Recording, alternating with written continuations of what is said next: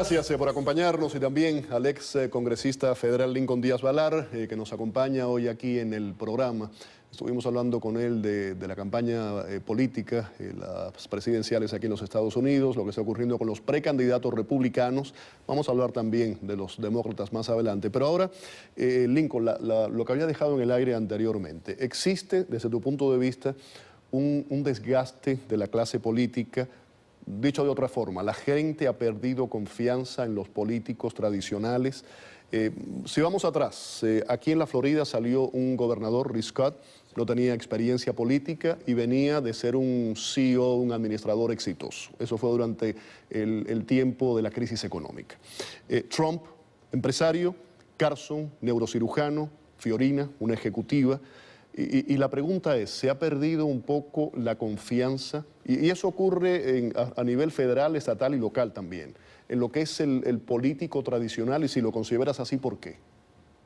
Yo creo que, sin duda, los ejemplos que has mencionado son de relevancia, importantes. Pero yo no diría que irreversiblemente ha habido un cambio en el sentido de que alguien con carrera política no puede aspirar, claro, o se respeta menos. Yo sí diría lo siguiente. No se puede negar, y tiene que ver con el tema que estábamos comenzando a hablar, los partidos republicanos. También algunos demócratas, pero es un fenómeno de hoy en día en Washington. Yo me fui hace 5 años de Washington. Han salido electos, ha salido electo un grupo en este caso, congresistas, que tienen un mandato de sus electores para no hablar con la oposición. Ya. Punto. O sea, en mi opinión, esa actitud es antidemocrática. Por supuesto, por supuesto. Porque, hablando de la ley Nacara, tuvimos una serie de negociaciones tan intensas y al final del proceso obtuvimos y necesitábamos obtener no solo un gran número bueno, no un gran número, pero un número de la minoría en ese momento demócrata, y la firma, la promulgación de la ley por parte de un presidente demócrata. Es que esa es la riqueza de la democracia. Sí, si no se conversa, Claro. si no hay... Hablábamos de inmigración años atrás, McCain, Kennedy, en un momento determinado con el tema migratorio también. Sí, sin duda, sin duda. Y a través de la historia ha hecho falta el diálogo entre los partidos y dentro de los partidos, entre los segmentos que componen los partidos. ¿Y ese no diálogo entre los partidos, Sí, a qué se debe? Mira, es interesante esa pregunta y yo me la hago. Creo que tiene que ver con los formadores de opinión pública, en el radio, por ejemplo. Mantienen, tanto los muy conservadores y los muy liberales, una actitud de ataque continuo a la oposición. Hay una polarización total. Ataque. O sea, el otro lado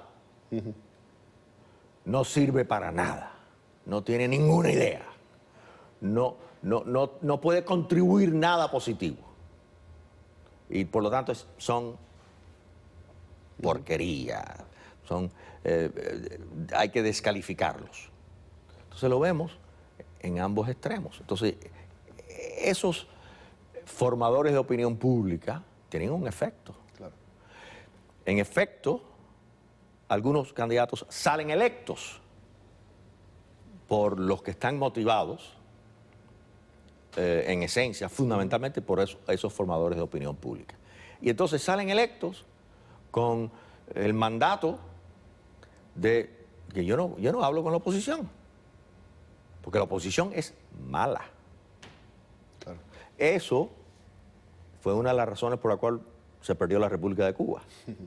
Mi padre, que como tú sabes era político, mi abuelo también, me decía que esa fue una de las causas que en Cuba hasta había una frase popular que se escuchaba mucho cuando un político hablaba con alguien de la oposición. Enseguida le empezaban a decir, este está tramitado.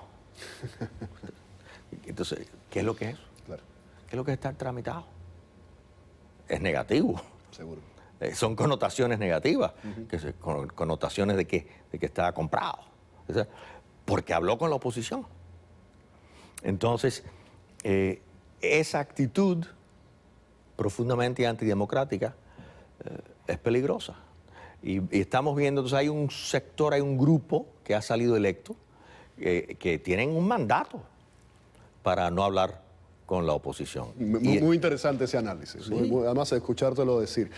¿Qué piensas de la posibilidad de un tercer partido? Hace 4 o 5 meses atrás vi una encuesta, apareció en el New York Times, en el que había un 36% de los estadounidenses que veía con buenos ojos esa posibilidad. Te mencionaba anteriormente, antes de la pausa, España, el Partido Socialista Obrero Español, el PP, los partidos tradicionales después de la desaparición de Francisco Franco, y ahora surge un nuevo partido. ¿Crees que existe esa posibilidad aquí en Estados Unidos? Es más difícil en Estados Unidos. ¿Pero cabe un tercer partido?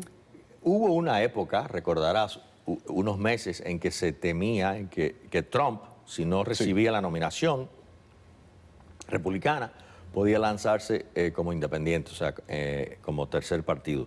Trump ahora yo creo que aspira, genuinamente cree que puede ganar la nominación y creo que no se postularía si perdiera, o sea, si no es el candidato.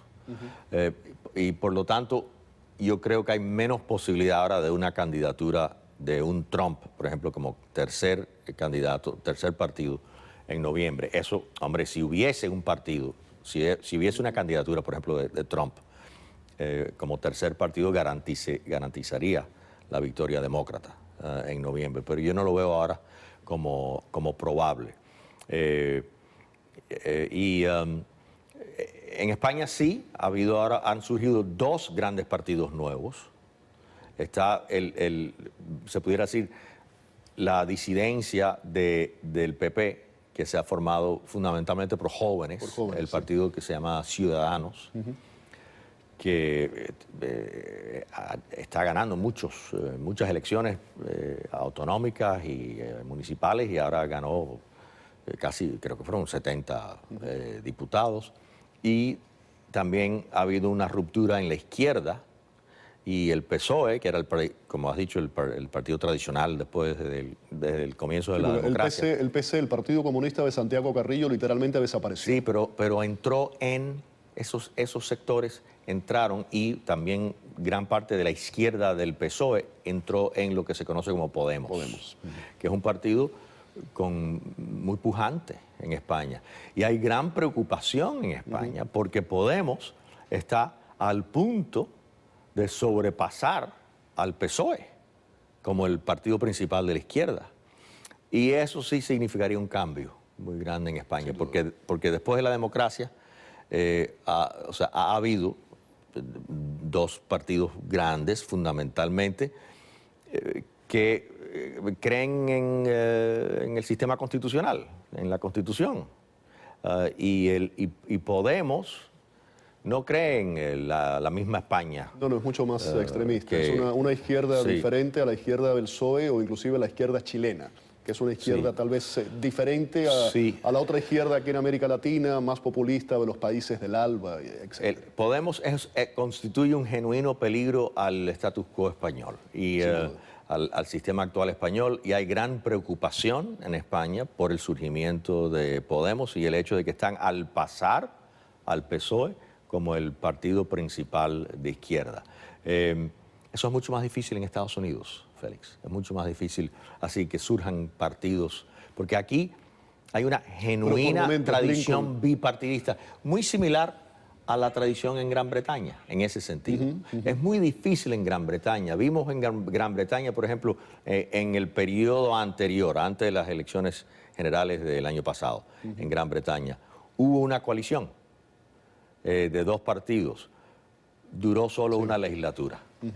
y surgieron nuevamente, o sea, ganó una mayoría absoluta del Partido Conservador y hay una gran tradición, a pesar de que es un sistema parlamentario, hay una gran tradición bipartidista en Gran Bretaña. Esa tradición también existe en Estados Ahora, Unidos. hablando de Trump y del populismo, mucha gente cataloga a Trump como un populista tercermundista, pero el tema de los populistas lo estamos viendo a nivel internacional también. Grecia, el caso de Grecia. Vemos lo que está pasando en otros países europeos, Francia en cierta forma. Le O sea, Pen. exacto, es interesante este fenómeno. Vamos a ir a la pausa. Al regreso vamos a hablar de la importancia del voto latino en la elección presidencial y quiero ir específicamente a hablar de Jeb Bush. ¿Qué pasa con Jeb Bush? Quédese con nosotros.